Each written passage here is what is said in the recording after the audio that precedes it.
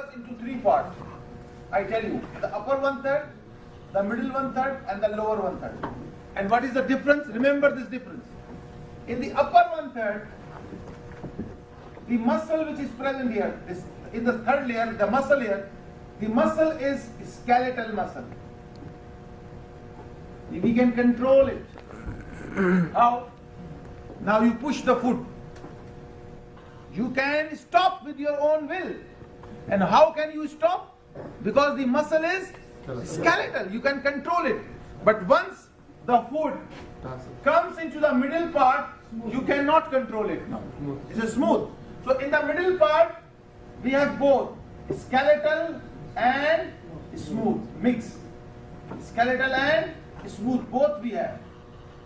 In the middle part. Upper part only, in the middle part skeletal and in the lower part only smooth. This is the difference in the three parts. Remember. So in the middle we can control. You can, in the middle you can have both. Yes. So in the middle you cannot control. A little bit of skeletal and then smooth. We have a section.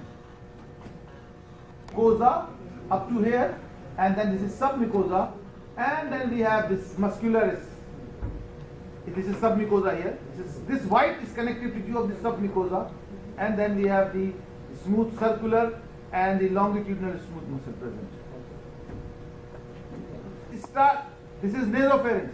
So pharynx start right behind the nose, okay, and it communicates with the nasal cavity, with the oral cavity, and with the larynx. Okay.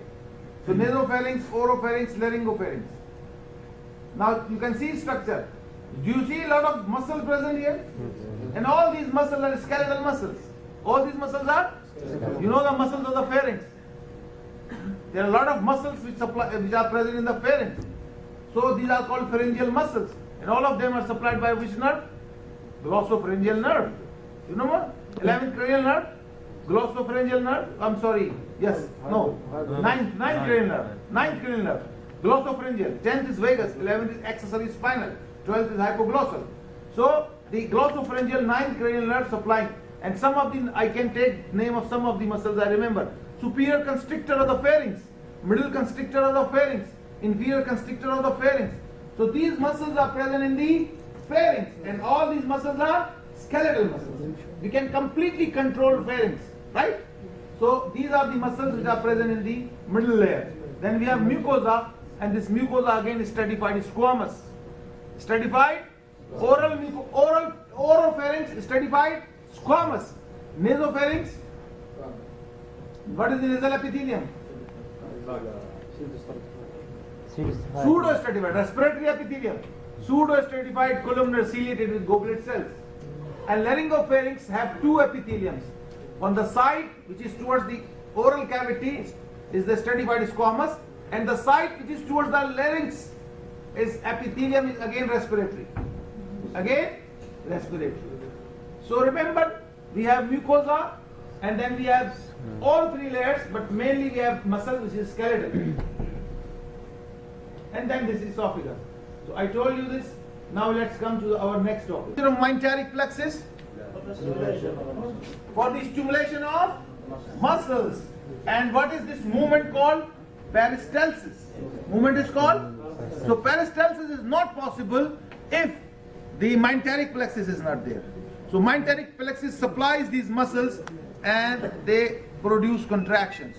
There is a disease in the, maybe sometimes there is congenitally, from birth, absence of this plexus. The plexus is absent in a part of the GIT, not in the whole GIT. Maybe in the esophagus here, let's say esophagus, stomach, and then we have finally anal canal. So mainly it is absent sometimes in rectum, and sometimes in the junction with the esophagus and esophagus with the stomach here, absent. So what happens? Means this part of the esophagus have no myenteric plexus, so no peristalsis.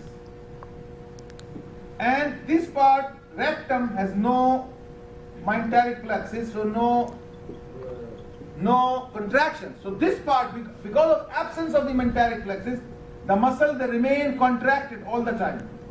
Contracted. So whatever the food comes, if whatever it comes, only liquids can cross. The solid food will stop here. Stop here, stop here, stop here, stop here. So after maybe 1 week after the birth or 2 weeks after the birth, or when baby starts, you will see that baby start vomiting. Baby starts.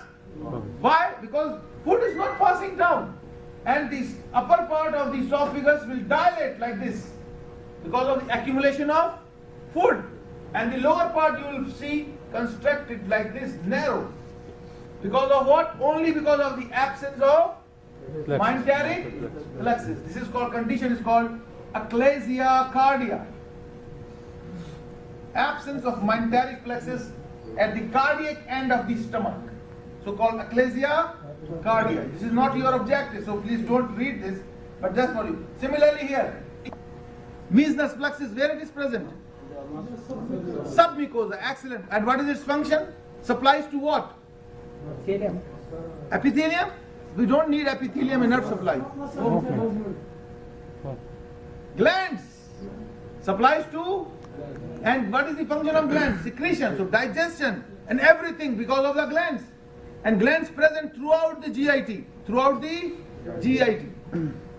Because we need digestion, we need absorption, so we need a lot of secretion, hormone, enzymes we need.